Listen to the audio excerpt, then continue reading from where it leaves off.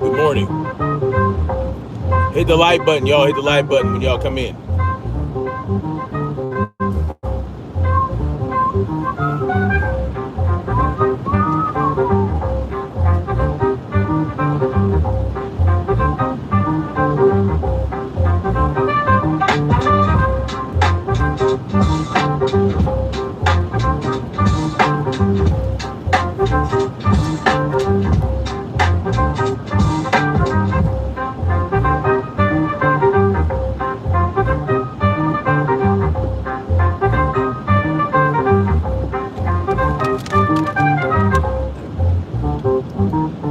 That like button. You heard me, big bird me? Hit the like button, y'all.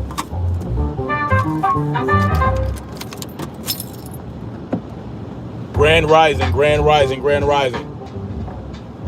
Yo, yo, yo. Freedom marchers. Freedom lovers. Freedom family, freedom fighters. Snapzilla Gorilla up in here.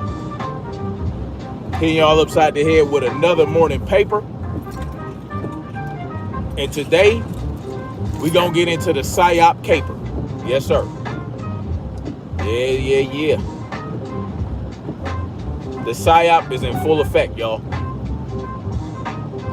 The psyop is in full effect. And yeah, we gotta be able to discern it, suss it out. Make sure we really understand what's going on, y'all. Shit is crazy as hell. Shit is crazy as hell. Anyway, how y'all doing? Hope you guys are having a great morning. It's still raining out here. You know, you got this hurricane that's throwing some rain this way, so it's much needed rain. So you know, the weather gods, right? The weather gods have decided to bless us with some rain. You know what I mean? Anyway. Shit. Fucking duck, bro. Salute to Minor Man Samusa in the building. So good morning to Tanya D. Good morning to everybody that is stopping by and chopping it up with your boy. And as usual, freedom surely ain't free. Ain't that right, Minor Man Samusa? Anyway, guess who's back, y'all? Guess who's back from her 2-week hiatus? Candace Owen. And yeah, she had some things to drop. She dropped some things on us. And very interesting how all this is playing out. And it's very interesting how Turning Point USA, or people at the higher levels of Turning Point USA. They looking funny in the light, y'all. They looking funny in the light. A couple of those guys, Mike McCoy being one of them, whatever his name is, the McCoy guy. The McCoy kid, the 24-year-old chief of staff of Charlie Kirk, he looking funny in the light. And he was looking funny in the light for the last week or so, right? Because everybody was pointing out how he behaved after Charlie Kirk was shot. So basically he was on the phone, and you can see this on camera. It looked like he's on the phone, Charlie Kirk gets shot, and he walks off, goes behind the tent, as though the shot was disrupting his phone call and was too loud. So he covered his ears and continued to talk on the phone and walked around. It was very interesting, right? Yeah, very interesting. And even before that, that other guy, the dude that took the camera down, he did some interesting things as well when Charlie got shot. Very interesting things, and he was already looking funny in the light, right? That's the one that Candace Owens talked to. The one that took the camera down from behind Charlie Kirk. They got footage from behind Charlie Kirk when he got shot. Yeah. The guy that took that camera down, that Candace Owens talked to, he did reactions to the shooting. Very interesting. Whereas McCoy, he just kind of like walked off and was like, oh, Charlie got shot. Let me go handle this phone call. Right? Oh, like immediately. Right? But it looked like he was already on the phone. So what the hell, who the hell was he talking to? And then you got the other guy, the kid, the one that owns the audio visual company that worked with Charlie Kirk, that provided the camera work, basically provided the equipment and all. As soon as Charlie Kirk gets shot, he kind of runs off to Charlie Kirk's right and goes up onto this thing. He climbs up onto this small little wall and goes up this little slope, and he pulls his phone out, and it looks like he's filming as they're carrying Charlie Kirk toward the getaway truck, right? The SUV that they put Charlie in, also just recklessly just threw his ass in there. Like, let's just carry his ass. Let's not didn't even treat Charlie Kirk, his security team. Let him bleed out. Didn't plug the wound, didn't do none of that. And we know this because we saw footage that this past week that showed us that from a particular angle, you can see no one is trying to treat Charlie Kirk. Then this guy that is filming, it looks like he's filming Charlie Kirk being carried to the SUV, right? Well, it turns out he was doing something a little different. So Charlie Kirk gets shot. The McCoy kid on the phone turns around, walks off like nothing was going, like, oh, Charlie Kirk got shot. Let me go on ahead and turn, I don't give a fuck, right? And then you got his father lying, the pastor, the McCoy, I think Mike McCoy and Charlie, whatever the fuck their names is. The McCoys. I forget, I get their names mixed up. And then you got him lying about the circumstances around the phone call, talking about, oh yeah, my son was covered in blood and he was doing this and doing that, making decisions and just straight up lies, right? Then you got the camera, the guy that took the camera down from behind Charlie Kirk, that took the SD card out. Soon as Charlie Kirk gets shot, he runs off, climbs up onto this wall, goes up this little incline, and starts filming, right? Well, guess what? You didn't know what he was filming. You thought he was filming Charlie Kirk being carried off, but Candace Owens actually showed what he was doing. Showed footage, because for some reason he sent her the footage. He sent her this footage, right? And He's actually filming himself. He has sunglasses on. He's filming himself. And then he kind of like, he shows the crowd in front of him. But he's filming himself. And he's talking about how Charlie Kirk got shot. Charlie Kirk got shot. Oh my God, they shot Charlie Kirk. But how do you really know what happened? Because we saw what happened when the shot went off and Charlie Kirk was hit. You turned immediately and ran off. You didn't talk to nobody. You didn't talk to the security. You turned and ran off and got into position. That's what it looked like to me. It looked like he was cued by the shot to go into a particular position, to take his position. That's what it looked like to me. I can't prove that, but it just, all this shit seems weird, right? Well, why you're filming yourself? He's filming himself saying Charlie Kirk got shot. Charlie Kirk got shot. But then he says he said he's dead. Yeah, he is the first person to say that was close to the situation. He's filming himself. He does not know Charlie Kirk's condition. There's no way he could possibly know. How is he announcing that Charlie Kirk is dead before anybody else even has a chance to look at Charlie Kirk? Well, what are you talking about? You're saying Charlie Kirk is dead. You said that. I heard it out of his own mouth. I heard it myself. So you run up, Charlie Kirk gets shot. You hear the shot go off. You turn and run. You don't even check on Charlie Kirk. You're not even interested in looking at what he's doing. And then it's not like it's out of self-preservation. It's not out of self-preservation. It's not, because here's the thing. The shot goes off. If it was out of self-preservation, what am I doing? If there's a shot goes off, I don't know where it's coming from. I don't know who got hit, blah, blah, blah.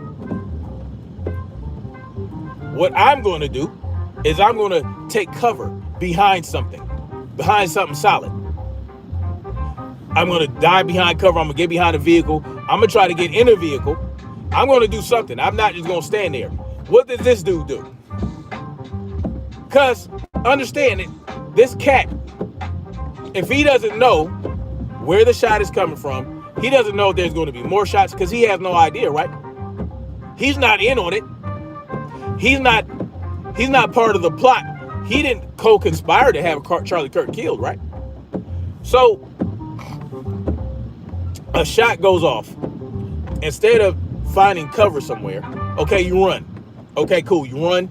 Instead of running for cover, you climb on a wall and get on an incline and highlight yourself. You highline yourself against a wall. You're standing up. You're not behind cover anywhere. And then you pull your phone out. People are still screaming and scrambling. They're trying to get Charlie Kirk to his vehicle, to the SUV. And you announce that he's dead.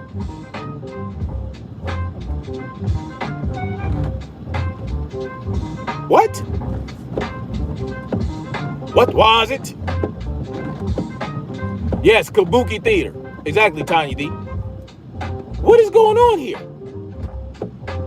Shots ring out. If I'm in a crowded place and I parted, let's say, I don't know who the fuck would be the black Charlie Kirk. I don't know. Somebody, these motherfuckers ain't, our so-called black leaders nowadays, they ain't really leading shit. You know what I mean? But let's say there was somebody, right? I can't name him. I don't even know who it is. But I'm with him. I'm one of his people, right? We're on the same team. I'm standing just on the outside of the tent to Charlie Kirk's left, or to the dude's left. A shot goes off. Me, myself, I'm going to find cover. You know what I'm saying? That's the first thing I'm gonna do. Because I don't know if there's more shots that are going to go out. I don't know. I might not even notice if Charlie Kirk got hit. I might see him joke or whatever. Okay, I might assume he got shot. But I'm not going to say, oh, that motherfucker dead. Not just yet. Not in the midst of everybody running and scrambling and screaming and hollering. And I don't know if more shots are coming. I'm going to find cover somewhere where I can protect myself from any subsequent shots. Because who knows? I might be next. Somebody else might be next. The chief of staff might be next. But neither one of those dudes, the chief of staff and the cameraman, the guy with the camera, neither one of those guys, they're not acting like there's an active shooting situation. They're acting like, okay, mission accomplished. Let me get in the position. That's what it looks like to me. Because if there's an active shooting situation, you don't know if the shit just happened. It was one shot. One shot went off. And y'all hit the like button, please. Hit the like button. One shot goes off. I don't know anything. I'm not in on it. I'm just as surprised as everyone else. I'm not going to run and get and skyline myself on top of a fucking incline in elevation, exposing myself, exposing my center mass to a clearly an accurate shooter. So why the fuck would I do that? Good morning, Brittany said. Good morning to you. Salute to that brother, Insane Talk. Salute to you, bro. Salute Latressa Montgomery. Salute to you.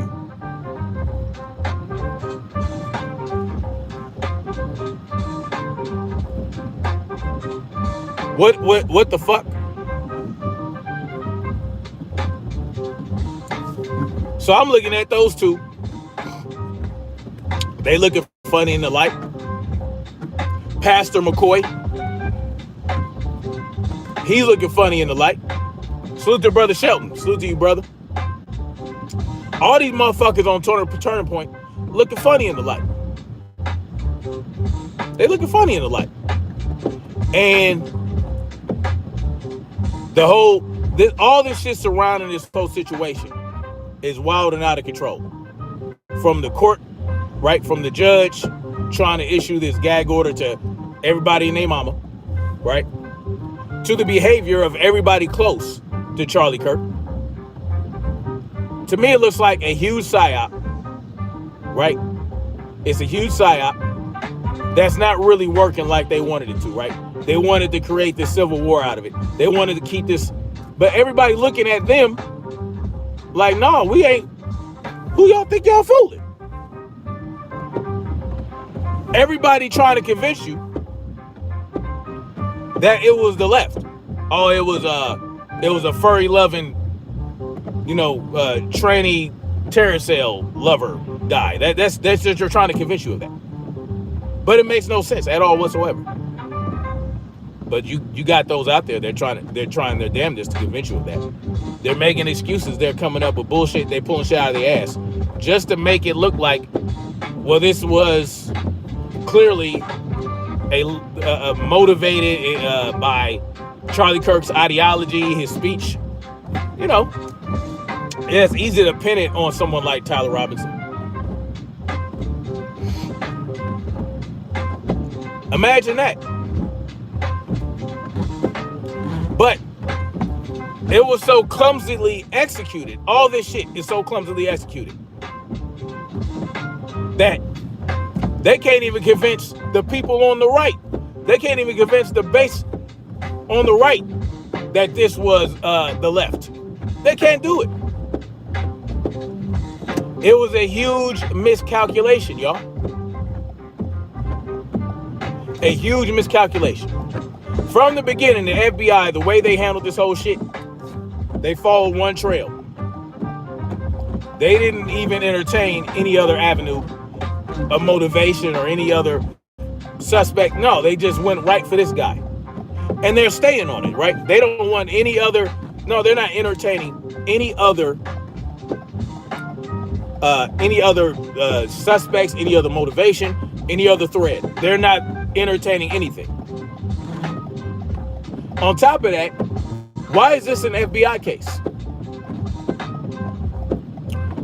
Why is the FBI involved in the first place? This should be handled at state level, the local level, right? It wasn't on federal land. Didn't happen on federal land. He's not a politician. You know, he's not a elected official. He's none of that. He is a political activist, but he's not a politician. So what's the deal? The FBI swooped in immediately. Why? Why did they dismiss the special agent in charge of Utah, or that area of Utah? Why did they dismiss them? To control the narrative. Why are they so interested in controlling the narrative? Because, well, they have this thing where they have this tunnel vision on who they want us to believe killed Charlie Kirk. And this is important because if they can do it to Charlie Kirk and get away with it, if they can pull the wool over everybody's eyes, they can do it to any activist they choose to. That is going against the status quo and is going against a narrative that has a powerful voice. If you have a powerful voice and you ain't in line, you don't get in line and stay in line. If we positioned you and propped you up and gave you all these tens of millions of dollars, hundreds of millions of dollars over the years to Charlie Kirk, yeah, we're gonna take your ass out. Guess what? They can do it to any leader that shows that, hey, look, they're on to something, that can convince the people that there's something not quite right about what we're being presented. And in terms of everybody grieves different, right? That's what we're being told. That's why we're supposed to believe that, well, Erica Kirk, she's not behaving like a grieving widow because everybody grieves differently, right? Everybody grieves differently. No one grieves the same. She's probably going home at night. She's probably going home at night, crying her eyes out, blah, blah, blah, right? Okay. That might be the case.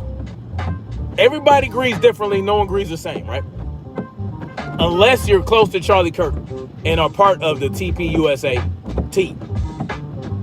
Because if you look at how all these people are behaving after Charlie Kirk died, especially the people that belong to Turning Point USA, all the executives, all the leaders, everybody at the top of Turning Point USA. Well, it looks like they all grieve the same as each other. I mean, no one in Turning Point is grieving differently than anybody else at Turning Point. They're all grieving. Do I support Trump? Absolutely not. Absolutely not. Absolutely not. Hell no. Brittany said, bro, welcome to the internet. Also, who says we can't discuss it? Thanks for adding a comment, though. It helps with those clicks. Somebody talking shit? It is what it is.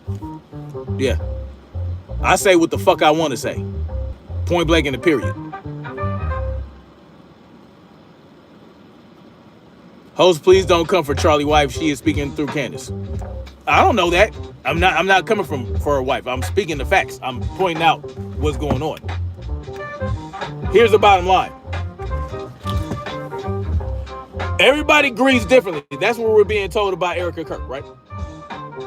Except everybody close to Charlie Kirk that's part of Turning Point USA is grieving the exact same way. Everybody.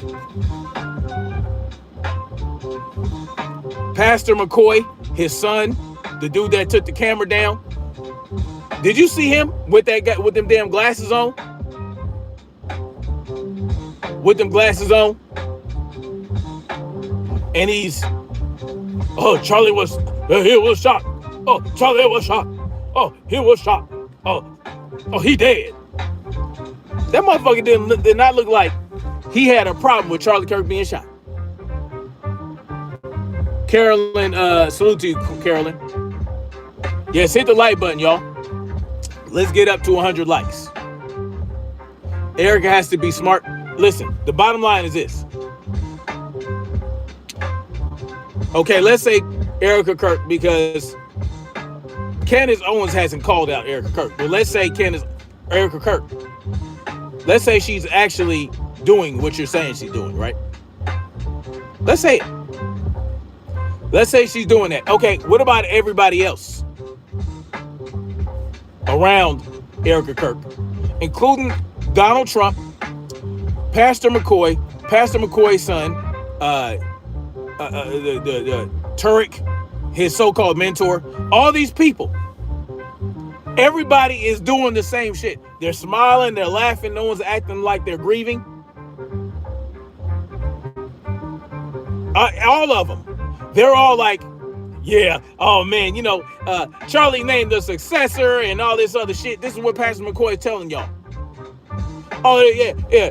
Charlie Kirk already knew who his successor was. He already knew.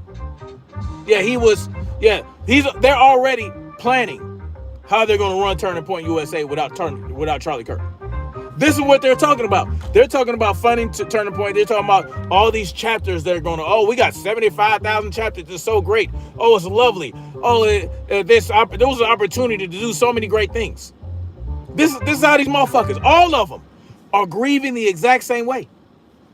Except everybody grieves differently, right? They're smiling and cheesing and laughing.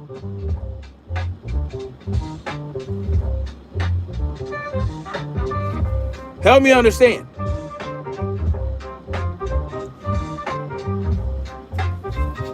It's always like this, right?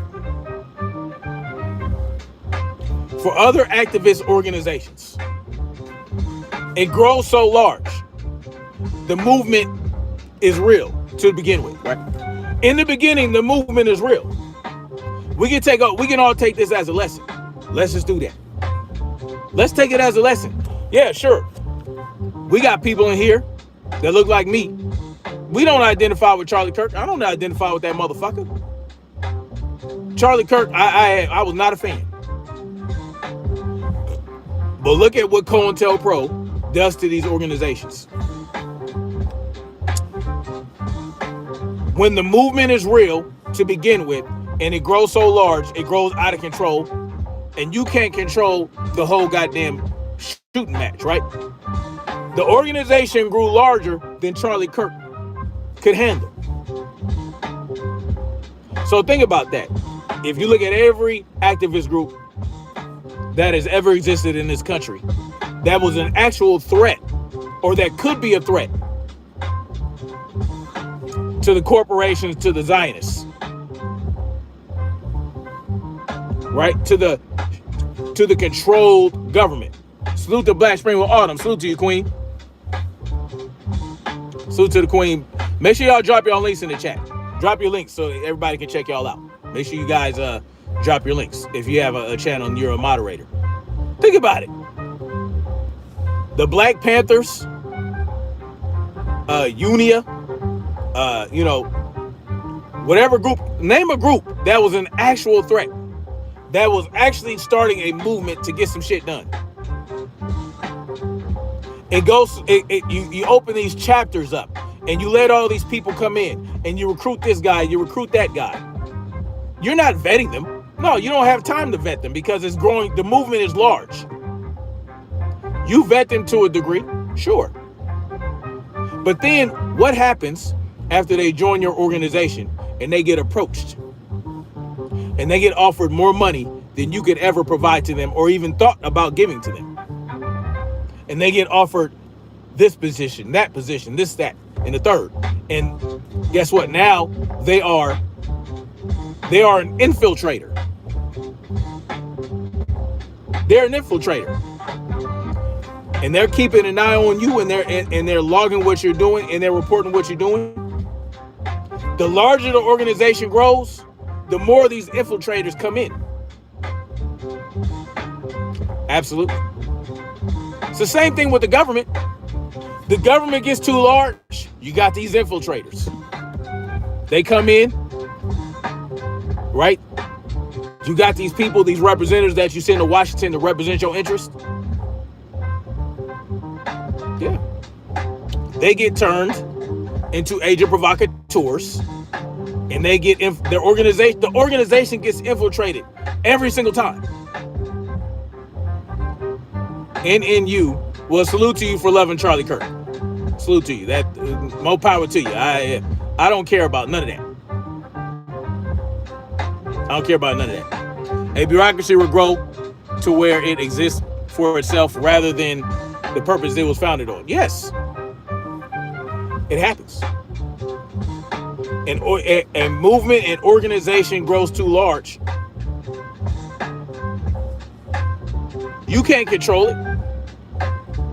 This is why I shit on this is why I shit on government, period, in general. The smaller the community, the better. Yeah. If I were to start a movement of people, guess what? You're not joining. I'm going to start with a certain amount of people, and I'm going to stop, and I'm going to encourage other people to start their own organizations, start their own communities. No, you can't be a part of my community. No. Because once you get past like 100 people, and you start, it's doing too much. No, you can't. I'm not opening nobody's chapter. No. Open your own goddamn shit. So the bottom line is this. All these people close to Charlie Kirk, they don't give a damn about Charlie Kirk, whether they were instrumental in his death or not. But the behavior of those two individuals, his chief of staff and the audio visual guy, or whatever the fuck his name is, Buki Luki, whatever the fuck his name is. Yeah, their behavior convinces me that they actually were probably instrumental in his death. They probably were in on it. I can't prove that, but they looking funny in the light. And everybody else around Charlie Kirk is looking funny in the light. You know why this shit happens? Because a movement gets too large, you let too many people get close to you, and their ambitions, you can't fulfill their ambitions. You're in the way. And you're more willing to play ball than they are.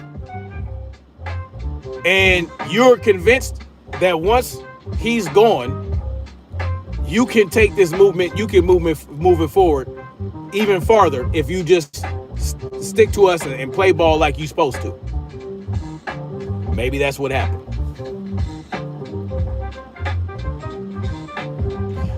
Yeah. Now, y'all hit the like button. Just double tap the screen, man. It's easy as pie. TPUSA has an agenda, and that agenda is clear if you read your Bibles. The agenda is very clear.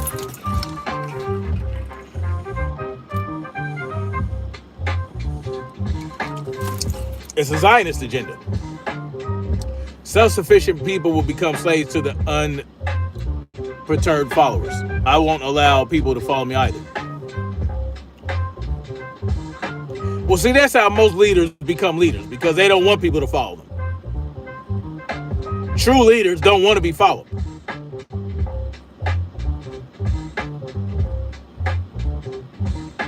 True leaders don't want to be followed. And that's how it works. If they can't control and use you when you're that big at the top, they tend to get with, yeah, they will. And look, they already had the mechanisms in place. They had the mechanisms in place. In my opinion, they had the mechanisms in place. They had the McCoy character. They had the audio visual guy. They had COVID. Maybe not. They had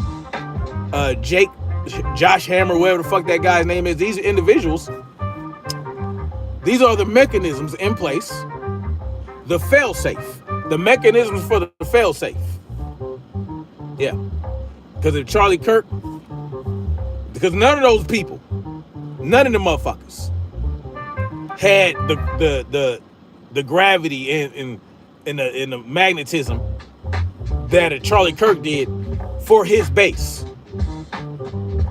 For young white conservatives and black conservatives that were confused, no one had the gravity or magnetism that dude had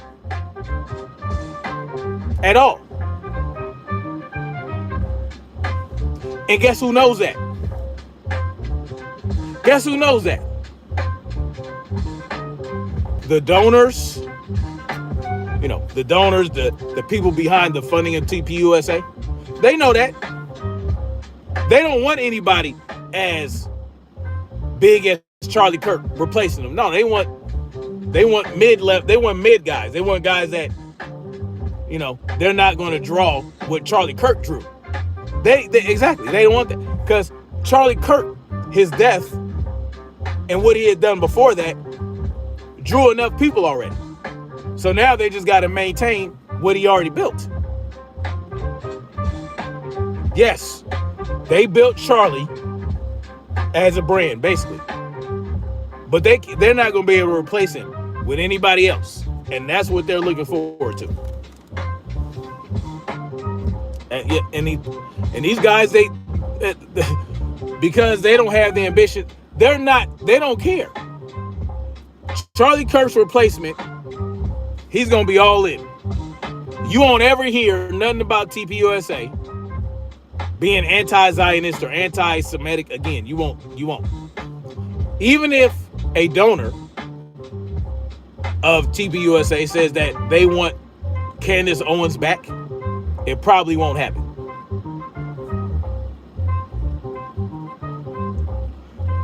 But this is,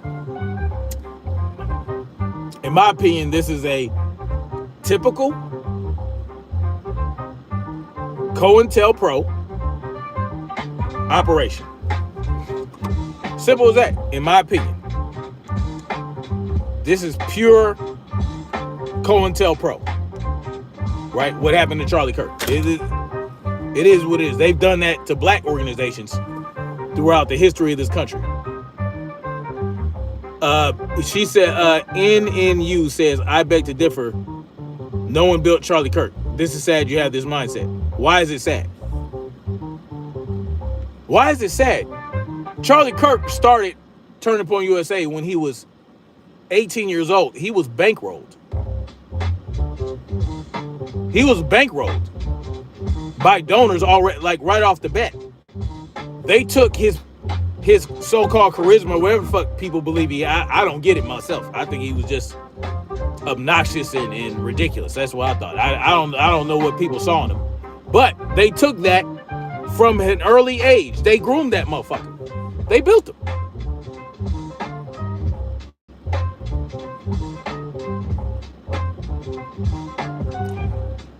Sure, Candace Owens is crazy. Why not?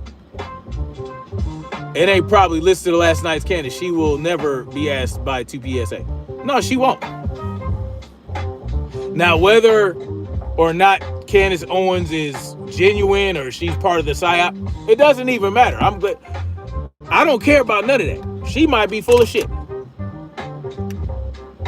But you know who else? You know who's more full of shit? The FBI. The FBI. Turning Point USA.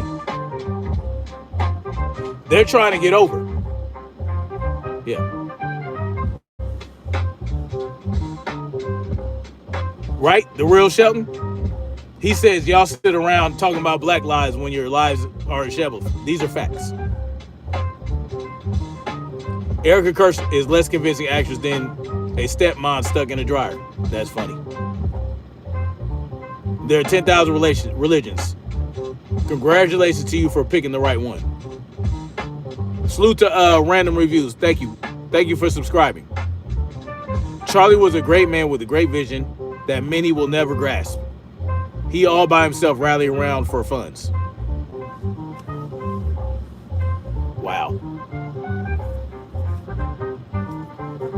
Interesting take, to say the least.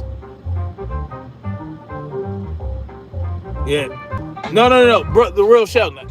She probably is black. These people are all over the place. I mean, look at Brandon Tatum. That motherfucker right there, boy. Brandon Tatum. A straight nincompoop. All right. Look at the Hodge twins. They're out there. The bottom line is, right? We do have a lot of self-hate, and that's sad. The bottom line is, you're not going to get the truth from Turning Point. You're not going to get the truth from the FBI. You're not going to find out the truth during the court case. They're trying to make this a closed trial.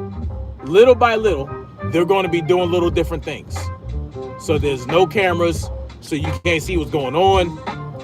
Now they're talking about, oh, well, Tyler Robinson can wear civilian clothes, so he doesn't give the wrong perception, or it doesn't, so it's fair and all this other shit.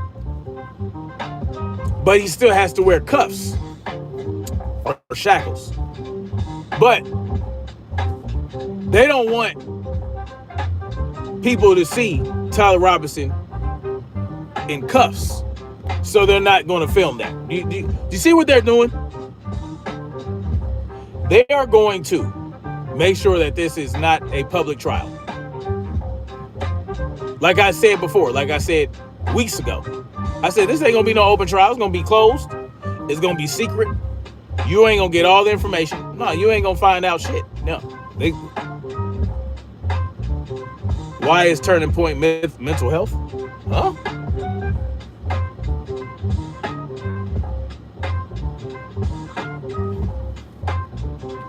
So that's just what it is, y'all. This is going to be a closed trial. It's not, you're not going to know nothing, right? But next thing you know, Tyler Robinson is going to get convicted. And he's probably going to get the death penalty. And he's probably going to get shot by our firing squad. They're going to convince you that there's enough evidence to prove that Tyler Robinson killed Charlie Kirk. Yeah. And they don't want you to see the shenanigans. Now, Tyler Robinson, will he actually die by execution? I doubt it. I think he might be part of the whole theater. Either that or, he's just going to get sacrificed, right? It is what it is. Mookie Johnson says, the bottom line is black people need to stop the BS. Get off assistance and bring the father back in the home. Our great-grandparents will be disgusted. You know that black men are the most involved fathers of any other group in America? We are the most involved.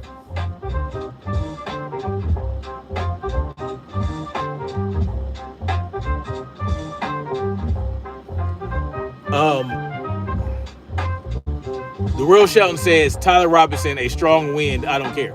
Yeah, I mean, it is what it is. What we should care about is that if they will do this to Charlie Kirk, and you try to rise up with your black ass try to rise up, and your black ass starts a movement, they won't hesitate to take your ass out. What way are they most, huh? That's all I got for now, y'all. I'm gonna run up off of here. Gotta get some shit cracking, you know what I mean? But think about it.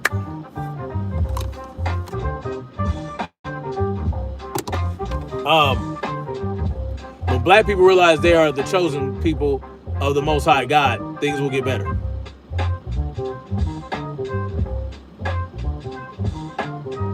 Yeah, I think they already have him convicted as well. No, when they set up assistance so you can't have it, the literally watch my aunt in a relationship with my uncle. That happened, sure.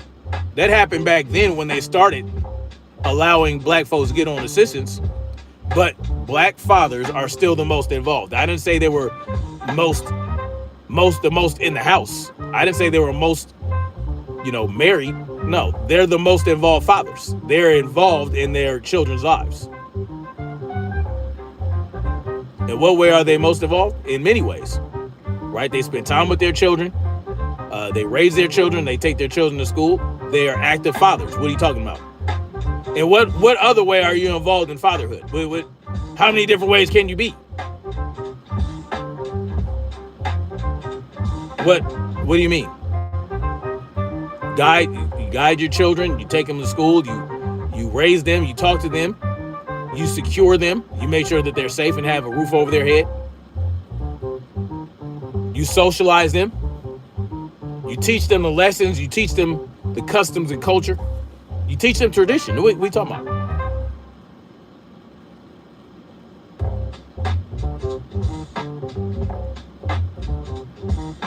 He just never seen it. No insult. I haven't. You just never seen what?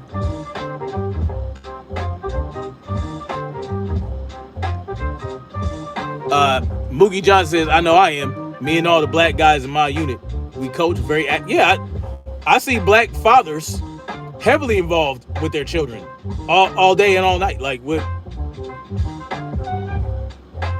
I mean, it's ridiculous.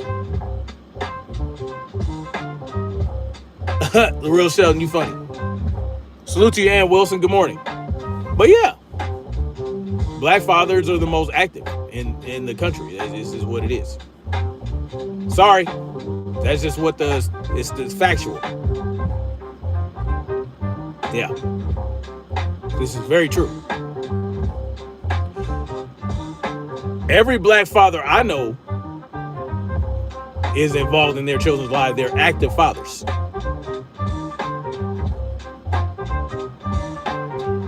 Sheldon says, most of y'all talk about black people and don't even know any. That's a fact. And the ones they do know, they chuck and jive and ensure that they make their white friends comfortable. I'm not here to make white people comfortable. I'm here to be who I am and speak the truth.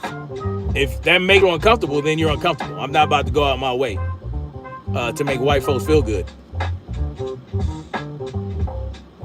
But I'm not about creating division either. I'm not about white hate or anything like that. I'm just not going to lie for y'all. I'm not going to lie. Moogie John says, we are our own worst enemy sometimes. It is. It's crazy. I appreciate that, Moogie Johnson. Salute to you. I've only seen black women raising their children. Just my observation. I'll look for it. Okay, Norman. Whatever you say. Whatever you say. You only seen black women raise. Okay. Good for you. Teach them not to lead the women they father children with. Tell the women are the one who leaves. The women are the ones who leave. What are we talking about? See, we ain't about to get into this. Y'all don't want. The women are the one that leaves. Yeah. 9 times out of 10. Or they get the father out of the house. What?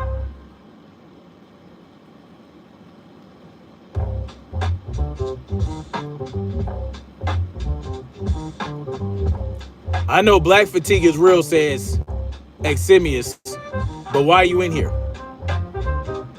Help me understand why you in here, black people, if you have black fatigue.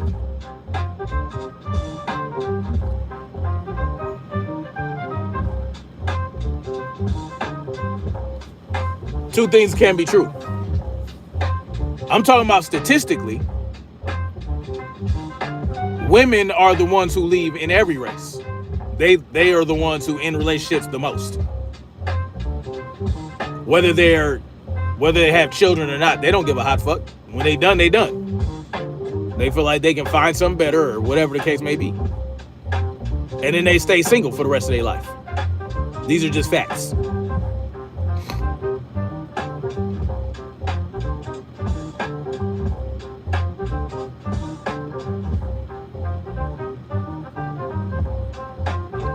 Eximius is not just black women, it's women in general. Women, not just black women.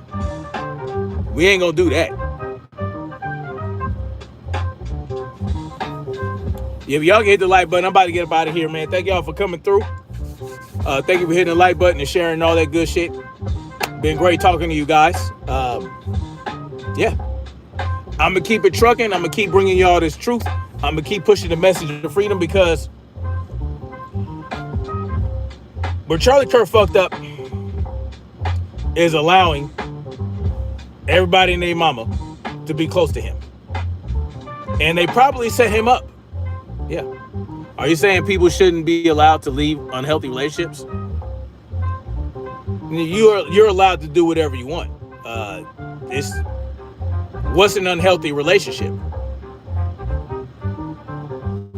Mookie John says, my ex-wife left me in Iraq. Society has given women this fucked up idea of what it should be, and they have unreal expectations because of the internet. Then they do story time telling. Well, this is true.